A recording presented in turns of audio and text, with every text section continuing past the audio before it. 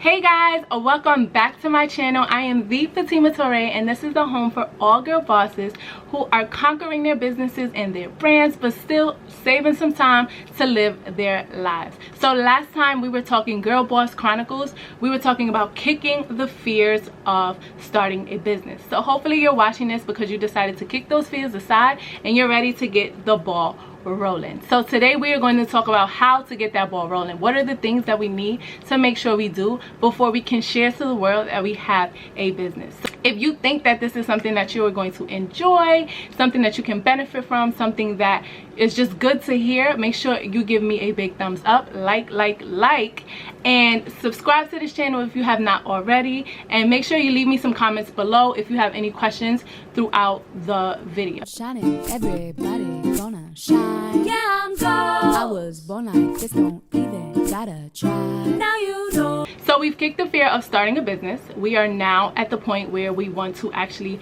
get the ball rolling. So how do we start? Well, the first thing that we want to make sure we do is we are refining this idea. What is it that we want to do?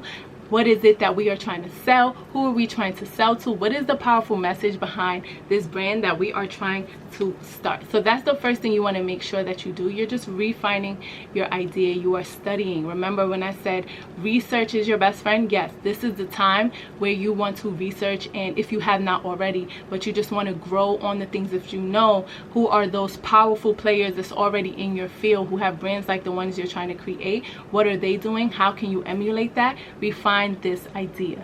The second thing that you want to make sure that you do is that you write up a business plan. So your business plan does not have to be anything like fancy, eloquent. It just needs to be something that you can refer to. What are your goals with your brand? What is your start goal? What is your end goals? Where are these finances coming from?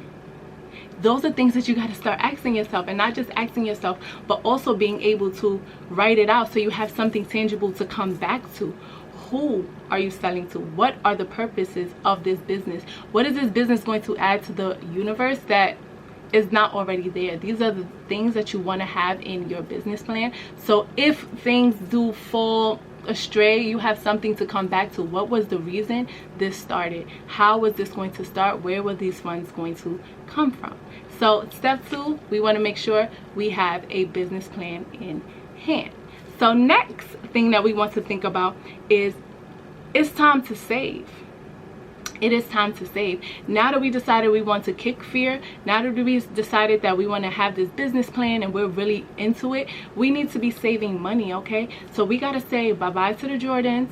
We got to say bye-bye to the Sephora. We got to say bye-bye to those things, you know, temporarily.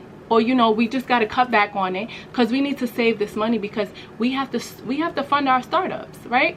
So in order for us to fund our startups, we have to have the funds. So you also want to make sure when you are saving money, you're also thinking about what are the funds or what are the finances that you're going to have to pay for. As a startup, I will recommend, do not think that you need to buy fancy equipment. Do not think that you need to spend all of this money on things that you could get for cheaper, or better yet, for free. And we'll talk about what some of those things are in a little bit, but you definitely want to find the most cost-efficient ways to do things, especially when you're starting out. And you don't want to spend all of your money on little things that you can work on later on down the line when the business gets fruitful and you get the revenue that you've been looking for. Then you can look into more expensive things, but at the very beginning you want to make sure you're saving your money. You want to make sure that you know where the money is going, and make sure that the things that it's going to is not causing you an arm and a leg. So that is the third thing. Save the money and make sure the expenses are not over the top. Number 4. Now, number 4 is super duper important. I should have put it as number 1, but when you think about the ladder of how things go, it is in a perfect spot. Register your business name. Now, I can't tell you enough how many people I know think that they can just have a business and get an Instagram page and say, boom, here's my business, y'all, buy from my page, DM me for orders. No, that ain't a business, boo. That's not a business. I mean, I guess, but it's not really a business. Now, you want to think about how serious you want to be about this business. If this is something that you want to see for the long haul, if this is something that you believe will grow, then you want to register your business. What does registering your business mean? It means, number 1, legally. You need to get an EIN number. You need to make sure that you are able to have a tax ID number so that you can pay your taxes. Yes, we don't like paying taxes, but we got to pay taxes, especially when you have a business. The last thing you want is IRS knocking on your door talking about you owe X, Y, and Z, and now they're seizing stuff from your business. We don't want that. So you want to make sure that you get a tax ID. And trust me, at the very beginning of my business, I was very like skeptical whether or not I should get it, but I went with I'd rather be safer than sorry. And I pay quarterly taxes every quarter of the year, and it's not that bad. I pay 4%. And 4% is not that bad, especially when you're starting up. We're probably not even making like a load of money. We're making a good amount, and you just pay 4% of that. And I think that it's a good way to make sure that you're keeping your business as on the legal side, on the good side of the legal side, but you're also aware of like how much money you're bringing in. So make sure that you get that EIN number. I can go deeper into just the legal part of starting a business in another video. If you want me to do a deep dive, just let me know in my comments, and we can talk more about what that looks like, because I'm still learning. So I will be glad to share with you what I know and what I'm still trying to figure out. Now, other things and other ways for you to register your business is find out if the domain is free online or through a website. So if you want to have a business and your business name is chocolate candy, and you want to have a website called chocolatecandy.com, chances are you are not going to get that domain because someone probably already has it. So now what does that affect? It affects a lot of things. Now you're thinking about changing the name of your business. Now you're thinking about, well, what if somebody already has that name? Should I put a dot in the middle? Should I put a 1 in front? No, you want to keep the website name as simple, clean, to the point as possible. So now another way of registering your business is getting an LLC or a DBA, or there are so many different things that you can get as far as your business, depending on what type of business you are trying to create. The most common one is an LLC, and that's the one that I know a little bit about. I don't really know about DBAs. However, getting an LLC is very important. It is also another way to make sure that your business name remains your business name and no one else's. And it's just, why wouldn't you want to have your business be in good standing when it comes to just legal matters? Exactly. So we want to make sure that we are doing and we're taking all the necessary precautions so that no one is able to take our business from us, or the government isn't knocking on our door trying to collect funds and telling us that we can no longer operate the business by our business names or etc. So those are all the ways that you want to make sure that you are registering your business, because it is super duper important. I think the most important is that you get that EIN number and that LLC, because you need to make sure that you are conducting your business by the way of the law. That's just point blank, period. So moving on. Now, the next thing that I want to talk about is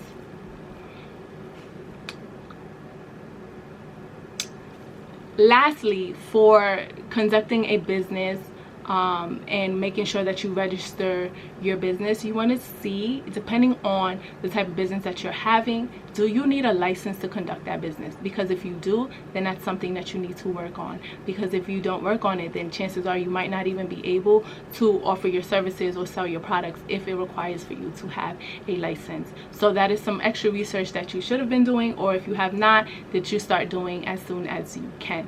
So now the next thing that I want to talk about is, now that we figured out the legal stuff, now that we have got this amazing business plan, we have the funds, and we have this just idea of what we want, where are we going to host our business? So a lot of us are going to have online businesses, which is amazing. It's an amazing way to just be able to showcase your products. It's an amazing way to sell to customers that doesn't require you to be face to face, especially in the day and time that we're in right now, and that's not really possible for many of us. So now you want to think about, where are you hosting your business? So for a lot of us, we want to go get these fancy web designers who cost an arm and a leg, and we just want them to make this bomb website. And I ain't mad at that, because you know what, I did that, you know. And I don't disagree with people doing it, but when we're thinking about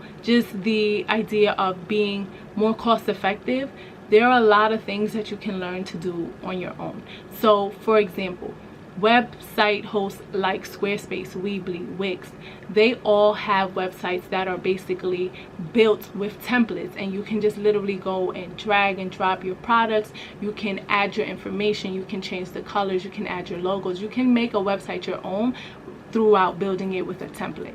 And I think that that is a phenomenal way to start a business, because it will cost you nothing to have because you'll be creating it yourself, so you won't have to pay anyone. And then, you know, when your business gets to the point where you feel like, okay, I'm ready for a change, I'm ready for a new look, you can hire somebody to do it. Now, a lot of people are intimidated by websites like this because they feel like it's just too much, like I don't have the patience. And it's like, fine, if you don't have the patience, you want to pay, then cool. But if you're someone that likes to learn things like I am, then I'm telling you, Squarespace, that's the one I use, is amazing. They have a tutorial for everything. They have a how-to for everything. Every how-to comes with a video and step-by-step directions. So literally everything from how do I add an announcement bar, how do I add a promotional this, the promotional that, how can I, like, they just have everything on their help page. If you just can't figure it out on your own, you literally just type it in and they show it to you. So being able to create your website not only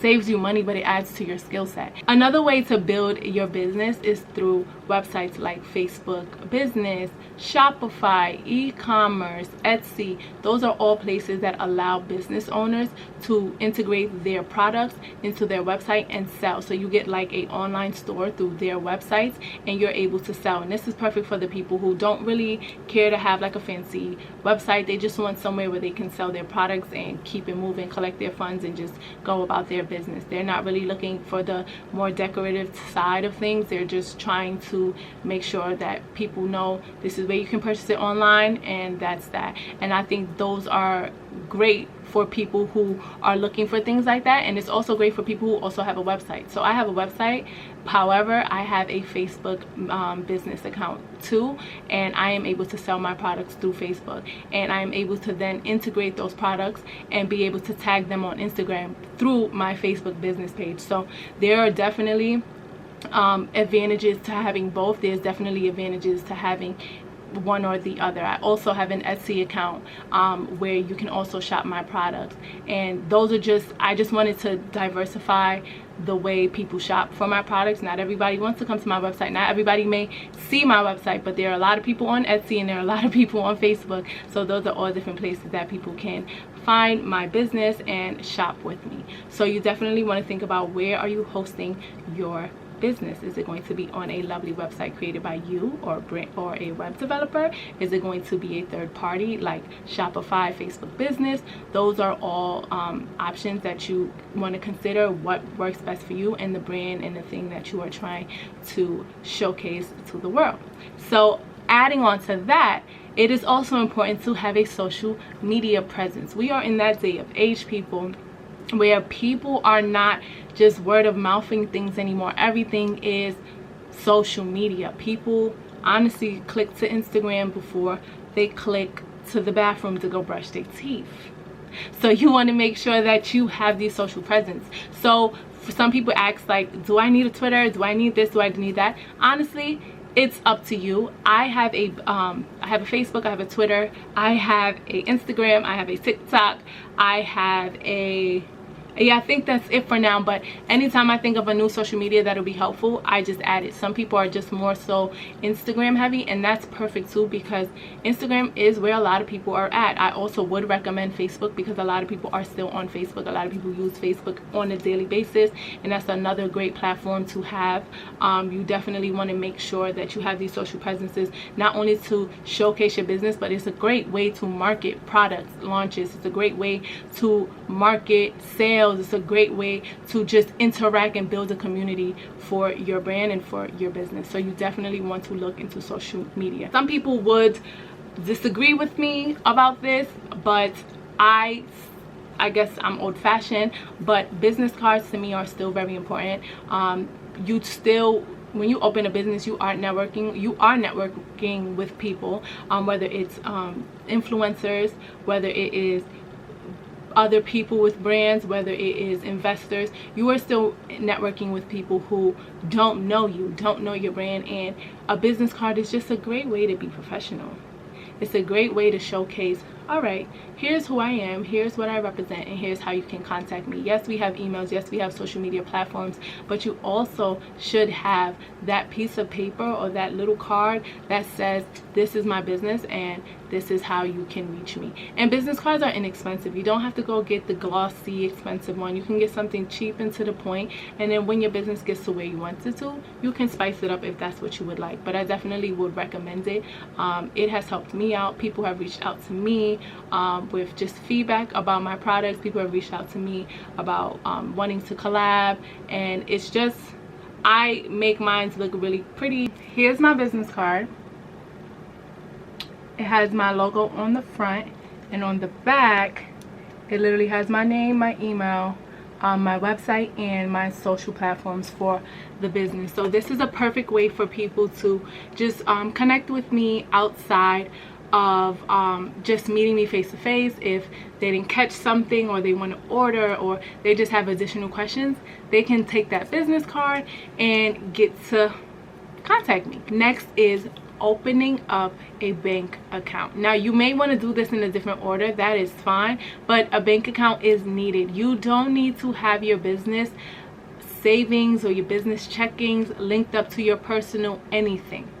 You need a separate account so that you can keep track of your expenses. You can keep track of the money that you're actually earning. You just don't need the headache when it comes time to filing your taxes, or when it comes time to just doing like an audit of your own, to see how much money you're actually bringing in and taking out. You don't want to see McDonald's for $5 and then Staples for $7. Like, you don't want that mix up. You want all of your business stuff, whether it is going on a coffee meeting, whether it is going to Staples or buying supplies, on one card. You don't want to mix it up. So please don't. Please open up your own business checkings account, or you could just open up a regular checkings account under your bank account, just so that it's just always there. And I have that. I have both a business savings and a business checkings account. I transfer 50% of my week's earning to that savings account, so that accumulates on its own, and then the rest is used for business expenses,